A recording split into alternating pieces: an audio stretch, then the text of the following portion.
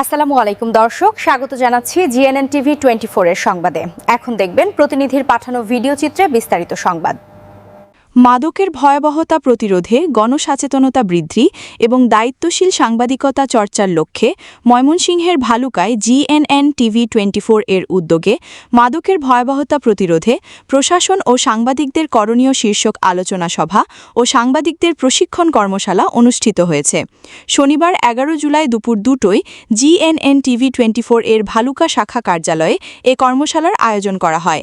অনুষ্ঠানে প্রধান অতিথি হিসেবে উপস্থিত ছিলেন জিএনএন টিভি 24 এর চেয়ারম্যান আব্দুল্লাহ আল মামুন। সভাপতিত্ব করেন প্রতিষ্ঠানের ব্যবস্থাপনা পরিচালক KM জসিম উদ্দিন। প্রধান বক্তা হিসেবে বক্তব্য রাখেন বার্তা বিভাগের সহযোগী সম্পাদক মিলাদ মিয়া এবং কেন্দ্রীয় বিশেষ প্রতিনিধি মুহাম্মদ নুরুল্লাহ। কর্মশালায় জিএনএন টিভি 24 এর বিভিন্ন পর্যায়ে সাংবাদিকরা অংশগ্রহণ করেন। এতে সাংবাদিকতায় প্রশাসনিক দক্ষতা, বস্তুনিষ্ঠ ও দায়িত্বশীল সাংবাদিকতা, নৈতিকতা এবং সমাজ থেকে মাদক নির্মূলে গণমাধ্যমের কার্যকর ভূমিকা নিয়ে বিস্তারিত আলোচনা করা হয়। অনুষ্ঠানটি সঞ্চালনা করেন জিএনএন টিভি 24 এর ভালুকা উপজেলা প্রতিনিধি মুহাম্মদ সোহেল আহমদ খান। বক্তারা বলেন, মাদকের ভয়াবহতা থেকে সমাজকে রক্ষা করতে প্রশাসন, সাংবাদিক এবং সচেতন নাগরিকদের সম্মিলিতভাবে কাজ করতে হবে।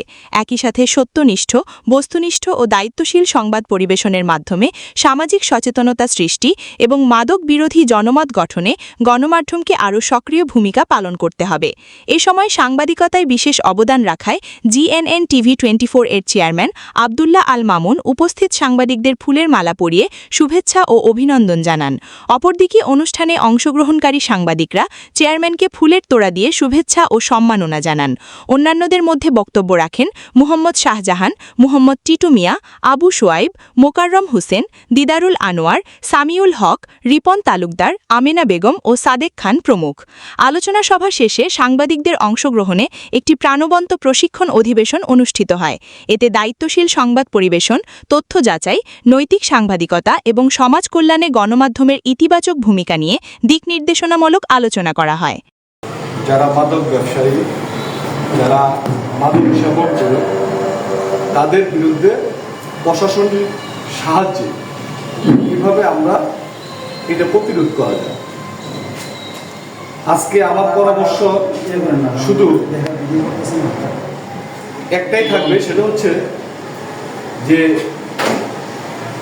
বাংলাদেশের মধ্যে যে রাষ্ট্রে গভর্নমেন্ট হয়, সরকার থাকে, ওই সরকারের যে রাজনীতিবিদ যারা থাকে, এমপি মন্ত্রী থেকে শুরু করে যে কোনো দলেরই হোক সেটা, যখন যে রাষ্ট্রে গভর্নমেন্ট থাকে ওই রাষ্ট্রের ছায়া যারা থাকে, যারা রাজনীতি করে, তাদের সত্য ছায়ায় এগুলো আসলেই হয়। এখন আমরা যদি এটা উদ্যোগ আমাদের সাংবাদিকতার পক্ষ থেকে, যদি আমরা জিএনএন টিভির পক্ষ থেকে যদি আমরা এটা উদ্যোগ নেই যে এটা আসলে কীভাবে সম্ভব, তাহলে স্ব এলাকার যে চেয়ারম্যান এবং এমপি, মন্ত্রী, বিভিন্ন প্রশাসনিক এসপি মহোদয় আছেন, ওসি আছেন, এদের সাথে আমাদের এক আলোচনা করতে হবে।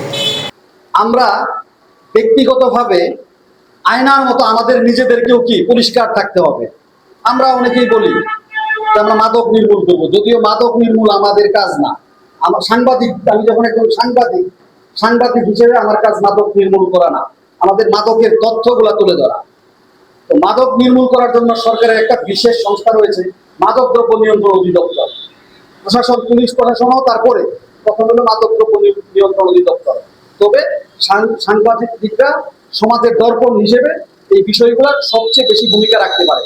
কারণ তারা যদি তুলে ধরে রাষ্ট্রের কাছে, রাষ্ট্রের আইন শৃঙ্খলা বাহিনীর কাছে, রাষ্ট্রের সমস্ত মিডিয়ার কাছে যখন বিষয়গুলো ফ্লাশিং হয়, তখন কিন্তু প্রশাসনও ভীত সন্ত্রস্ত হয়ে পড়ে। তখন প্রশাসন কিন্তু কাজ করতে বাধ্য হয়, আমরা ওই জায়গাটায় কাজ করতে পারি।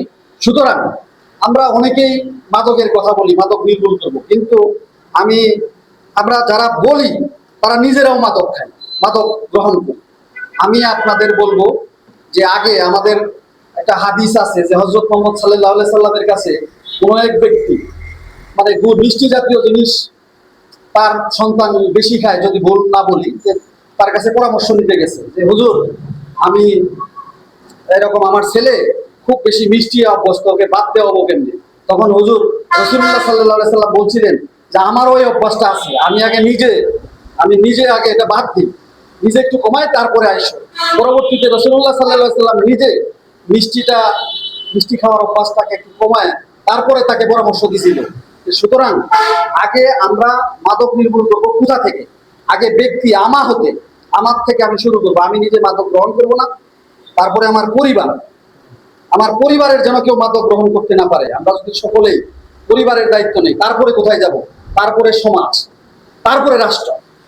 আগে আমার পরিবার থেকে শুরু করতে হবে আমাদের মাদক নির্মূল করা, তারপরে আস্তে আস্তে সমাজ, তারপরে রাষ্ট্র, তারপরে গোত্র। সুতরাং আমরা যদি নিজেরাই মাদক সেবীদের অন্তর্ভুক্ত থাকি, মাদক চিল্লায় কিন্তু ফায়দা না। আগে নিজেদেরকে মাদক থেকে দূরে থাকতে হবে, নিজের পরিবারকে দূরে রাখতে হবে। তারপরে যে বিষয়টা বলতে চাই যে আমাদের জিএনএন টিভি নিয়ে তো কথা হয়ে গেছে, ওইদিকে আর যাবো না। আজকে থেকে আমরা যারা জিএনএন টিভির যারা সাংবাদিক বৃন্দ আছি, আমার সাথে বা এমডি সাহেবের সাথে যদি কারো কোনো রকমের মনোমালিন্য থাকে, এটা আজকে থেকে আর মনোমালিন্য নাই।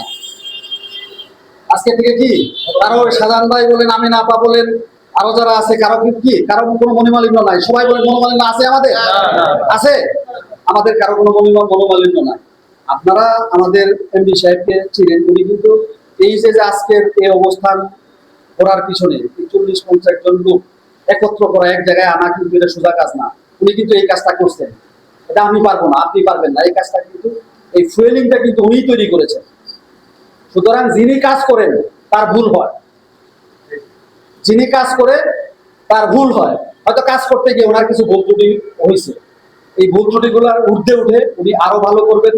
আমরা কারো প্রতি কোনো আক্ষেপ, কারো প্রতি কোনো ক্ষোভ, গুসা না করে আমরা আমাদের কাজ শৃঙ্খলার সাথে করব। আমরা কারো ব্যক্তিগত দ্বন্দ্ব, কাউকে ব্যক্তিগতভাবে আক্রমণে আমরা লিপ্ত থাকবো না। ইনশাল্লাহ অচিরেই আমরা স্যালারাইট করতে পারবো, আমরা বেতন দিতে পারবো, মানে খুব সহসায় আপনারা যদি কাজ করেন, আপনাদের ভালো সম্মানী দিয়ে আমরা কাজ করতে পারবো। সেই পর্যন্ত আপনারা একটু লেগে থাকবেন আমাদের সাথে, সেই আশাবাদ ব্যক্ত করে আপনারা এই বৃষ্টির মধ্যে কষ্ট করে, অনেকে আসতে পারেন নাই, এর মধ্যেও যারা আপনারা আসছেন তাদেরকে শুভেচ্ছা জানাই, শুভাশীষ জানাই, সালাম জানাই। আসসালামু আলাইকুম ওয়া রাহমাতুল্লাহ। সবাই ভালো থাকবেন।